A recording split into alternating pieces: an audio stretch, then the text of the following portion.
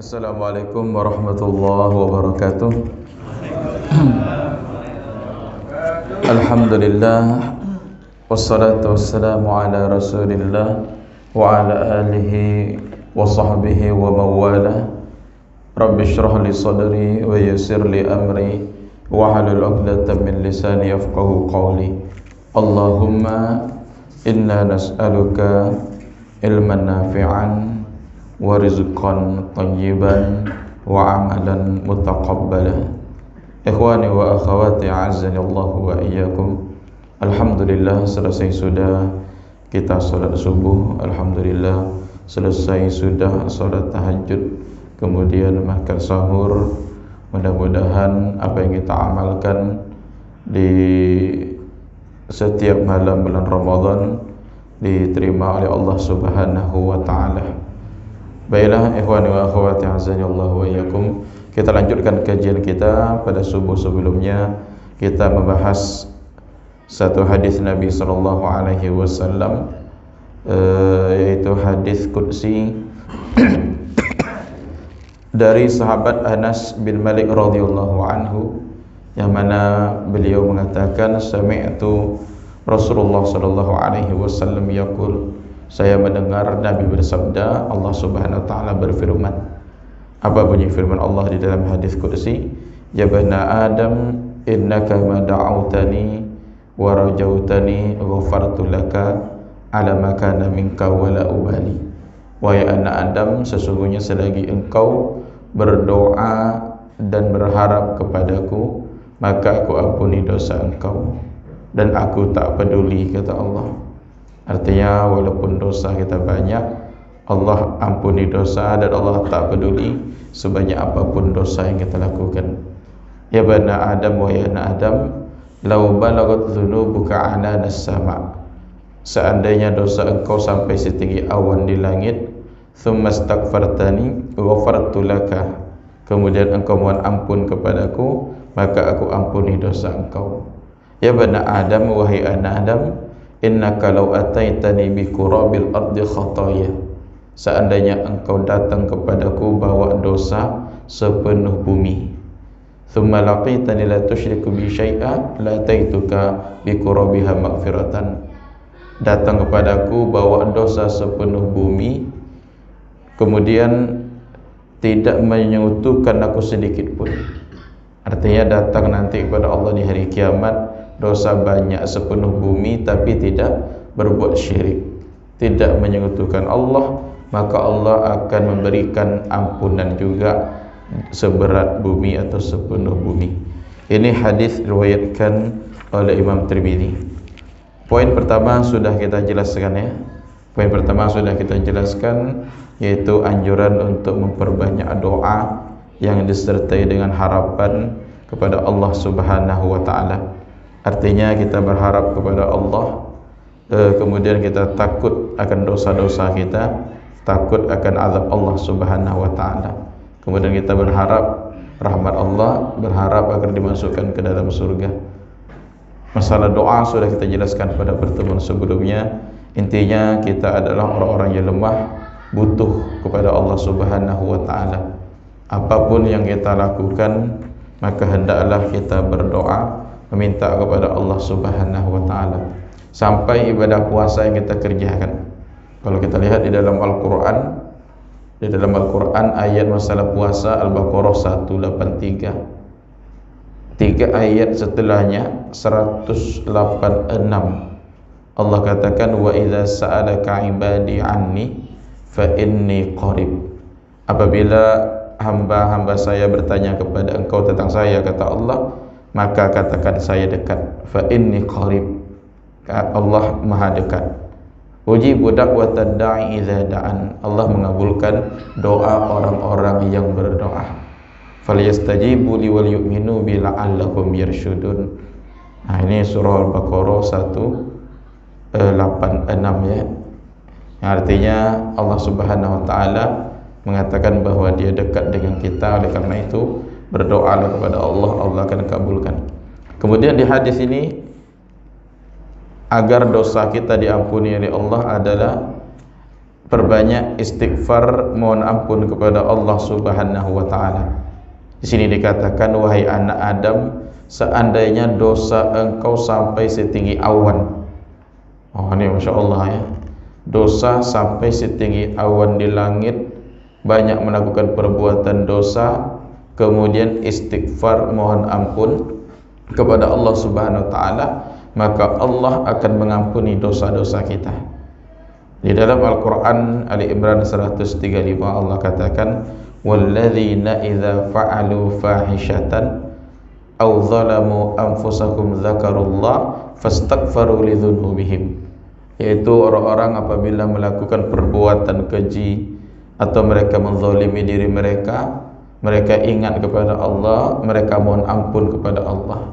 Fastaghfaru lidzunubihim artinya mereka istighfar kepada Allah. Istighfar artinya mohon ampun, minta ampun. Minta ampun kepada Allah Subhanahu wa taala. Wa may yaghfirudz dzunuba illallah. Maka siapakah yang bisa mengampuni dosa kecuali Allah Subhanahu wa taala. Artinya orang-orang yang bertakwa, orang-orang beriman, apabila mereka terjatuh dalam kesalahan, mereka segera kembali kepada Allah Subhanahu wa taala. Dan Allah Subhanahu wa taala mencintai orang-orang yang beristighfar, orang-orang yang bertaubat kepadanya. Ada salah satu riwayat, salah satu hadis menyatakan bahwa Allah Subhanahu wa taala, kecintaan Allah Subhanahu wa taala melebihi gembiranya Allah Subhanahu wa taala melebihi gembiranya seseorang ketika berada di padang pasir. Bagaimana di padang pasirnya? Dia berada di padang pasir bersama kendaraannya, untanya. Di atas unta tersebut ada makanan, minuman dan yang lainnya. Nah, di padang pasir unta tadi pun hilang. Unta pun hilang, dia tersandar di suatu pohon. Berharap semoga unta tersebut balik karena semua ada di sana. Nah, kalau tak balik dia bisa mati kelaparan. Nah, ketika dalam keadaan demikian, alhamdulillah unta tadi pun datang. Kendaraan dia datang dalam keadaan demikian, saking gembiranya dia mengatakan, ya Allah, engkau hamba saya Rob engkau. Artinya lisannya keseleo ya, lidahnya salah saking gembiranya. Yang seharusnya anta rabbuka wa ana ya Allah, saya hamba engkau, engkau Rob saya. Itu yang benar, kita hamba, Allah Rob. Tapi terbalik, dia mengatakan Allah hamba, dia Rob. Saking gembiranya. Nah, kalau kita dalam keadaan demikian mungkin juga boleh jadi ya, atau bagaimana keadaan seorang yang sangat gembira, barang hilang, balik lagi. Kalau tidak balik bisa mati.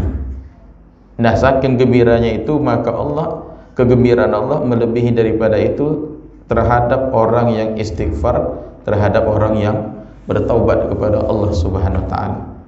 Nah, jadi dosa sebesar apapun dosa yang kita lakukan, maka pengampunan Allah jauh lebih besar. Sebesar apapun dosa yang kita lakukan, maka pengampunan Allah jauh lebih besar. Ada riwayat menyatakan ketika seorang yang bunuh sampai 99 orang, lengkap 100 dia bunuh, dia bertaubat kepada Allah, Allah terima. Padahal yang dibunuh sampai 100 orang. Dia bertaubat, diterima taubat oleh Allah Subhanahu wa taala. Dan orang-orang yang bertaubat akan mendatangkan keberkahan rahmat dari Allah. Sebab turunnya hujan, kemudian sebab apa lagi? Sebab datangnya harta, Allah karuniakan harta, anak dan yang lainnya. Oleh karena itu, ikhwani wa akhwati a'azzani Allah wa iyyakum, salah seorang ulama tabi'in bernama Hasan Al-Basri, ketika beliau ditanyakan oleh seorang datang kepada beliau, wahai Imam Hasan Al-Basri, di kampung kami sudah lama tak turun hujan, musim kemarau paceklik, apa yang harus kami lakukan? Kata Imam Hasan Al-Basri, perbanyak istighfar kepada Allah. Datang orang yang kedua, wahai Imam Hasan Al-Basri, saya sudah lama tak dapat anak, saya mandul, apa yang harus saya lakukan? Kata Imam Hasan Al-Basri, istighfar, mohon ampun kepada Allah Subhanahu wa taala. Wahai Imam Hasan al-Basri, saya orang fakir, orang miskin. Apa yang harus saya lakukan? Kata Imam Hasan al-Basri, istighfar kepada Allah, mohon ampun. Jadi semua jawaban istighfar. Ketika ditanyakan kepada Imam Hasan al-Basri, apa jawaban? Kenapa jawabannya itu semua? Kenapa setiap yang datang kepada dia disuruh apa? Suruh istighfar. Apa kata Imam Hasan al-Basri? Ini bukan jawaban dari saya, tapi dari Al-Quran. Dalam Al-Quran ketika Nabi Nuh memerintahkan kepada umatnya untuk istighfar, faqultu astaghfiru rabbakum innahu kana ghaffara. Kata Nabi Nuh, istighfarlah kepada Rabb kalian, sesungguhnya dia Maha Pengampun. Innahu kana ghaffara yursilis samaa'a 'alaikum midrara. Allah akan turunkan hujan dengan lebat. Wa yumdidkum bi amwal wa banin. Kemudian Allah akan karuniakan kalian harta dan anak-anak. Wa banin wa yaj'al lakum jannati wa yaj'al lakum anhara. Allah akan adakan bagi kalian kebun-kebun. Allah akan adakan bagi kalian sungai-sungai. Jadi yang belum punya kebun sawit, banyak istighfar, insyaallah Allah akan datangkan apa? Kebun sawit ya. Yang masih punya 10 hektar jadi 20 hektar insyaallah. Dengan catatan banyak apa? Banyak istighfar, mohon ampun kepada Allah Subhanahu wa taala. Nah, jadi banyak istighfar. Kalimat istighfar ini sangat mudah. Kalimat istighfar dengan mengucapkan astaghfirullah, astaghfirullah, astaghfirullah, astaghfirullah, atau astaghfirullahalazim alladzi la ilaha illa huwal hayyul qayyum wa atubu ilaih. Atau kalimat sayyidul istighfar. Sayyidul istighfar itu artinya penghulu, pemimpin istighfar. Apa bunyinya? Sayyidul istighfar. Lupa. Allahumma anta rabbi la ilaha illa anta khalaqtani wa ana abduka wa ana ala ahdika wa ahdika mastata'tu sampai akhir. Cek aja nanti di Google ya. Tulis kata kuncinya sayyidul istighfar. Keutamaan baca sayyidul istighfar. Apa kata Nabi? Barang siapa membaca sayyidul istighfar di sore hari lalu dia meninggal, maka dia masuk surga. Kalau dia baca di pagi hari lalu ditakdirkan meninggal, maka dia masuk surga, dakhalal jannah. Ini keutamaan sayyidul istighfar kalau bisa dihafal. Sekali lagi cek aja nanti kata kuncinya sayyidul istighfar. Kalimat awalnya Allahumma anta rabbi la ilaha illa anta khalaqtani wa ana abduka wa ana ala ahdika wa ahdika mastata'tu sampai akhir. Nah, jadi intinya poin yang kedua di hadis ini adalah anjuran untuk istighfar. Kemudian poin yang ketiga dari hadis ini, wahai anak Adam, law ataitani bi qurabil ardi khataya. Wahai anak Adam, kalau engkau datang kepadaku bawa dosa sepenuh bumi. Tadi dosa setinggi langit. Istighfar Allah ampuni. Sekarang dosa sepenuh bumi. Seberat bumi. Datang kepada Allah dari kiamat dengan catatan tidak berbuat syirik, tidak menyekutukan Allah, maka Allah akan berikan pengampunan juga sepenuh bumi. Masya Allah, ini keutamaan orang yang mentauhidkan Allah, keutamaan orang yang menjaga akidah. Orang yang menjaga akidah, tidak berbuat syirik kepada Allah, kalau seandainya Allah takdirkan dia masuk neraka, maka akhir perjalanannya masuk surga. Walaupun imannya sebesar zarrah, walaupun imannya sebesar biji sawi, sebesar biji jagung, artinya imannya sangat tipis. Dengan catatan tidak menyekutukan Allah, maka Allah akan masukkan dia ke dalam surga. Ada salah satu hadis, ini hadis jarang sampaikan ya, yaitu di dalam bahasa Arab disebut sana hadis al-bitaqah, hadis kartu. Bitaqah itu artinya kartu sakti ya. Kalau kartu sakti itu apa? Kartu sehat itu. Jadi ada hadis bitaqah. Bitaqah itu kartu. Yang mana hadis ini sahih dari Abdullah bin Umar bin Amr, diriwayatkan oleh Imam Ahmad di dalam musnadnya, dan ulama-ulama hadis lain. Di hadis itu dikatakan yusahu min ummati bi rajulin min yaumal qiyamah. Umatku nanti yang terpilih dari kiamat, dia akan dipanggil di hadapan semua makhluk. Fayunshar lahu tis'atan wa tis'ina sijlan, maka dibentangkan catatan keburukannya sebanyak 99 catatan. Artinya catatan dosa. Catatan dosa sebanyak berapa? 99 lembar catatan. Satu lembar catatan luasnya seluas mata memandang. Oh, itu banyak dosanya. Sudah punya dosa 99 catatan, 99 lembar, kemudian dibentangkan sejauh mata memandang. Kemudian Allah tanya kepada orang ini, hal tungkiru hadza syai'a, apakah engkau ingkar ini atau tidak? Engkau bantah tidak? La, tidak ya Allah. Kemudian ditanya lagi, apakah malaikat pencatat menzolimi engkau? Artinya curang ya. Apakah engkau zalimi? Tidak ya Allah. Apakah engkau punya uzur, punya kebaikan? Tidak ya Allah. Kemudian dikatakan kepada orang ini, engkau punya kebaikan, engkau punya uzur, punya alasan. Maka saat itu dibentangkan baginya bitokoh. Bitokoh itu kartu, yang mana kartu tersebut tertulis la ilaha illallah wa anna muhammadar rasulullah. Kemudian dikata orang ini, ya Allah, apalah arti kartu ini, yang satu ini dibandingkan dengan catatan dosa sebanyak 99 catatan. Dianggap remeh. Maka ditimbanglah kartu la ilaha illallah di sini di satu timbangan, kemudian ditimbang lagi dosa sebanyak 99 catatan. Maka ternyata lebih berat kartu yang satu tadi, kartu sakti tadi yang tertulis apa? La ilaha illallah wa muhammadar rasulullah. Artinya apa? Dia orang-orang mentauhidkan Allah, menjaga akidah, tidak berbuat syirik. Dia banyak dosa, lalu Allah ampuni dosanya. Ini keutamaan orang yang mentauhidkan Allah Subhanahu wa taala. Ikhwani wa akhwati azani Allah wa iyyakum. Oleh karena itu para ulama katakan tauhid masalah ibadah. Artinya ketika kita beribadah, kita mentauhidkan Allah, jangan campuri dengan kesyirikan. Kalau bercampur dengan kesyirikan, ibadah kita batal. Ibarat seorang sholat, dia sudah berwudu tapi batal.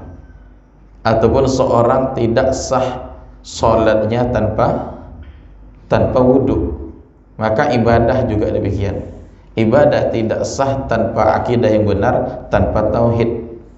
Ada seorang dia beribadah tapi masih berbuat syirik, maka tak ada arti ibadah yang dia lakukan. Semua ibadah yang dilakukan dihapus oleh Allah Subhanahu wa taala.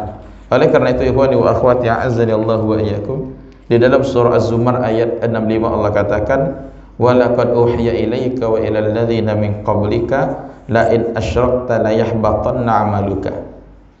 Sungguh telah diwahyukan kepada engkau dan orang-orang sebelum engkau, wahai Muhammad, kalau engkau berbuat syirik, maka amalan engkau dihapus. Wa la takunanna minal khasirin, engkau termasuk orang yang merugi. Nabi saja kalau berbuat syirik Allah hapus amalannya, apalagi kita.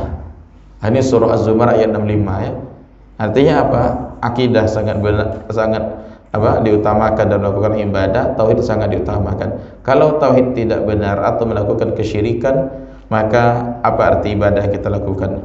Capek puasa, capek salat malam, capek bersedekah, capek haji, letih melakukan banyak ibadah namun menyekutukan Allah, maka batal semua ibadah-ibadah yang kita lakukan.